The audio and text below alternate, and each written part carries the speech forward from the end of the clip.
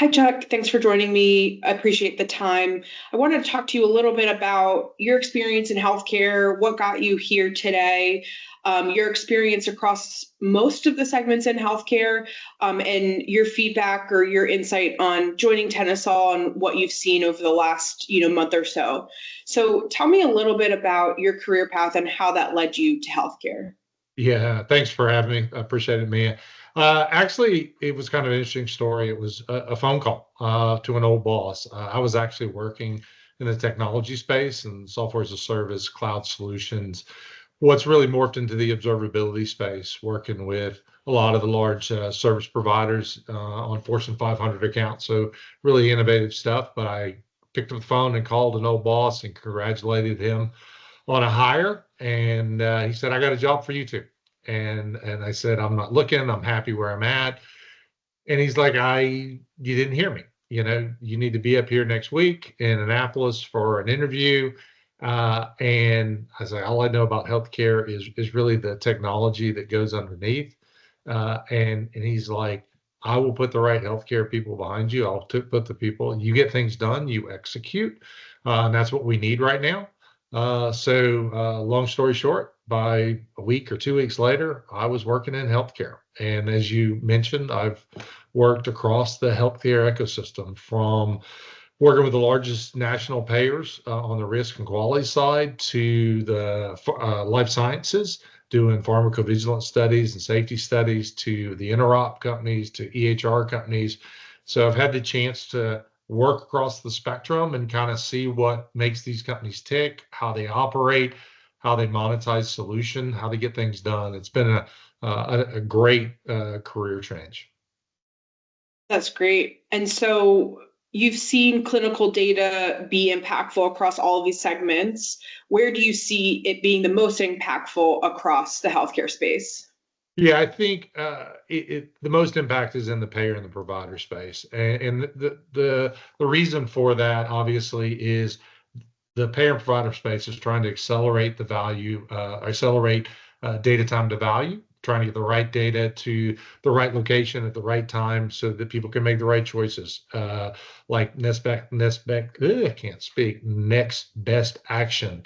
Whereas, life sciences, for the pharmacovigilance and the safety studies, they can use open and closed data, but there's always a latency with that data. So I think the payer and provider space are going to be able to use the clinical data, especially with AI and machine learning. Just a volume of data now that is in the market, the ability to use multimodal AI and machine learning to disseminate and get that discrete data to the right location is going to be critical. Perfect. So now joining Tennisol, what are you most excited about?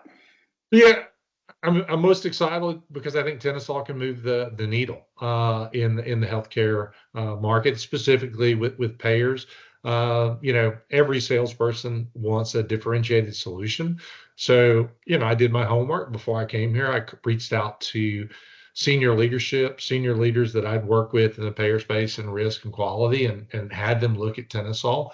And they said, "Hey, it fixes a problem that plagues most payers."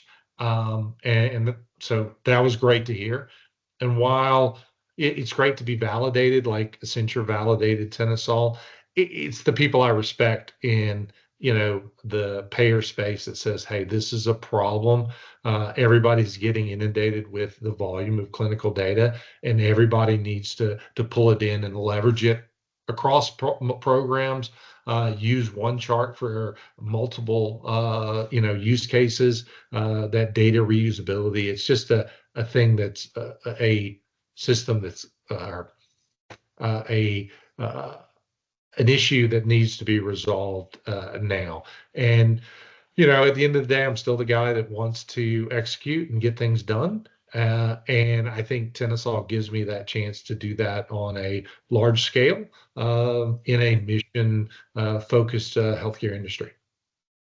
And one thing I found, being here almost a year is the ability, when a platform is AI powered, the ability to pivot quickly, adjust or reconfigure based on customer needs is really powerful in terms of our value prop. Have you seen that, being here in your short time? Absolutely. I mean, I think like you said, the ability to reconfigure quickly, because people start into a program and then they have to shift, they have to add a measure, they have to move quickly. So they need solutions that can adapt because the market continues to adapt. True. CMS, NCQA continue to make changes, whether that be social determinants of health or whatever, the new measures that come out, they need to adapt quickly so that they can take advantage of it and ensure that they monetize their solutions. Perfect. Well, thanks, Chuck. Really, really excited to have you as part of our team, and thanks for your time. Thank you. Appreciate it.